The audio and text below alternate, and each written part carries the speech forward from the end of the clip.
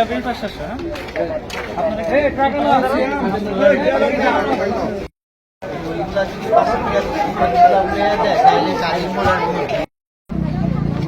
আমরা 2 দিন যাবৎ স্টুডেন্ট নিয়ে কাজ করতেছি। আমরা সাধারণ শিক্ষার্থী, আমরা কোনো রাজনৈতিক দলের কেউ না। সুতরাং আমরা বাজার থেকে শুরু করে রাস্তাঘাটে যে পরিস্থিতি বানাইছে সবগুলো আমরা নিজের হাতে কাজ করতেছি। তা আমরা চাইবো আমাদের সাথে আজকে সেনাবাহিনী র্যাব নামছে। আমরা সকালবেলা যখন আমরা নামছি তখন সেনাবাহিনীর সাথে র্যাবের সাথে তারপর আনসারের সাথে সবার সাথে আমরা কথা বলছি। তো আনসার আমাদের সাথে আসে নাই। যখন আমরা র্যাবের সাথে কথা বলি তখন তারা আমাদের ডাকে সাড়া দেয় এবং তারা সেনাবাহিনীর সাথে কথা বলে এবং তারা আমাদের সাথে আসে। আসার পর থেকে আমরা বাজারে ঢুকি। বাজারে যারা সাধারণ পাবলিক আছে, রিক্সা চালক, অটো চালক, বাজারে এরকম একটা অবস্থা করছে। দেখা গেছে যে 1 কেজি চাল যদি 33 টাকা হয় বা 50 টাকা যদি রেট থাকে তাহলে দেখা গেছে যে 30 টাকা 40 টাকা পার কেজি বেশি রাখতেছে। আমরা যখন যে দোকানে যাই তখন তারা দামটা কমাই দেয়। যখন আমরা চলে যাই তখন আবার তারা সেই দামে বিক্রি করতেছে। বাজারে প্রত্যেকটা পণ্য এরকম ভাবে বিক্রি করতেছে। সব জায়গা থেকে সিন্ডিকেট চলতেছে। তাই আমরা ছাত্র আজকে যারা এখানে আসছি, আজকে 3 দিন যাবত কাজ করতেছি। তো আমরা মাঠে আসি, যদি আমরা এরকম ভাবে প্রত্যেকদিন কাজ করতে চাই, যদি আমরা এরকম ভাবে সেনাবাহিনী আর্মি আমাদের সাথে থাকি, আমরা কালকেও কাজ করবো মাঠে। আমরা তাদের সাথে কথা বলছি।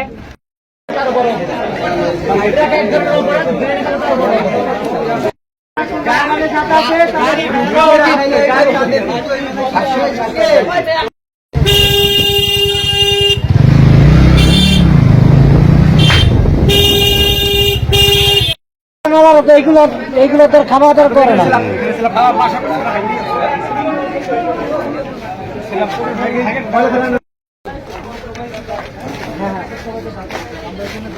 এই আমাদের ছাত্রলীগ কারাগারে আছেন।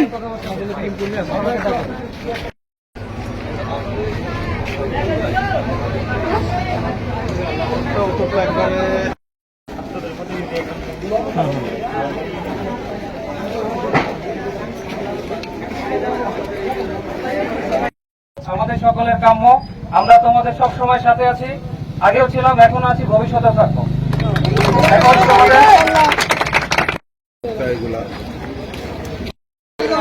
ফোন দিলাম ফোনে পাওয়া যাচ্ছে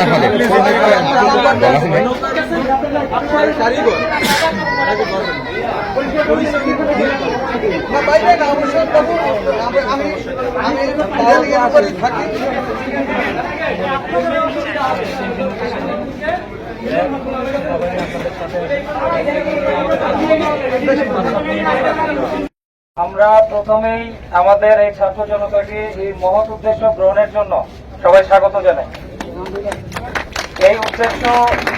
এই উদ্দেশ্যকে তারা সামনে নিয়ে যখন আমাদের ক্যাম্পে এসেছে, আমরা সেনাবাহিনীর সাথে পরামর্শ করে তাদের সাথে এখানে এসেছি এবং আমরা প্রত্যেকটি দোকানে সবার সাথে, সব ব্যবসায়ীদের সাথে কথা বলেছি। বাজার কমিটির সকল লোকজন যারা এখানে কর্মকর্তারা আছেন তাদের সাথে কথা বলেছি এবং আমরা ছাত্র জনতা এবং আমাদের জনগণকে বলতে চাই যে ইনশাল্লাহ এই অস্থিতিশীল পরিস্থিতি থেকে আমরা বের হয়ে আসবো। আর যারা ব্যবসায়ীরা আছেন তারা প্লিজ আপনারা এই চাঁদাবাজি, এই সিন্ডিকেট, এসব থেকে বের হয়ে আসুন। দেশের অস্থিতিশীল অবস্থা আর অস্থিতিশীল করবেন না। আপনাদের এই সিন্ডিকেট থেকে অবশ্যই বের হয়ে আসতে হবে এবং এর জন্য আমরা র্যাব, সেনাবাহিনী, পুলিশ, আমরা সবাই ছাত্র জনতার পাশে থাকবো। আমাদের যখনই দরকার হবে, যে কোনো সময় আমাদেরকে ডাকলে আমরা অবশ্যই ইনশাল্লাহ আসবো।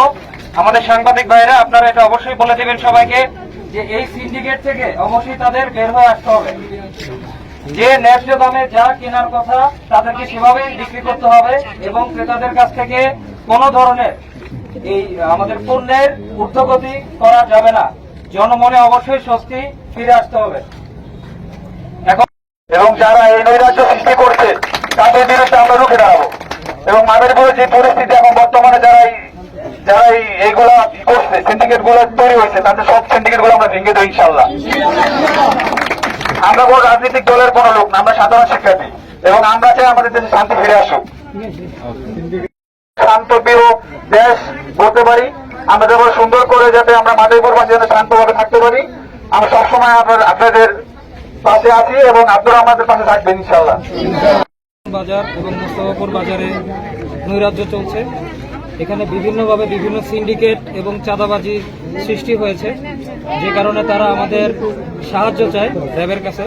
পরবর্তীতে আমরা আমাদের ঊর্ধ্বতন কর্মকর্তাদের সাথে কথা বলে, বাংলাদেশ সেনাবাহিনীর কর্মকর্তাদের সাথে কথা বলে, সেনাবাহিনীর প্রায় 3টি টহল এবং আমাদের র্যাপিড অ্যাকশন ব্যাটালিয়নের প্রায় 2টি টহল নিয়ে আমরা পুরাতন বাজার এলাকায় অবস্থান করছি এবং আমরা প্রায় বাজারের প্রত্যেকটি দোকান আমরা সুন্দর করে যাচাই বাছাই করেছি। এখানে অনেককেই আমরা পেয়েছি যে আমাদেরকে দেখার পরে তারা যে দামটা রাখছিল সেই দামটা কমিয়েছে, কিন্তু আসলে আমরা আসার আগে এবং আমি মনে করি আমরা চলে যাওয়ার পরেও হয়তোবা অনেকে যে দামটা বেশি রাখছিল সেই দামটা আবার বৃদ্ধি করে দিবে।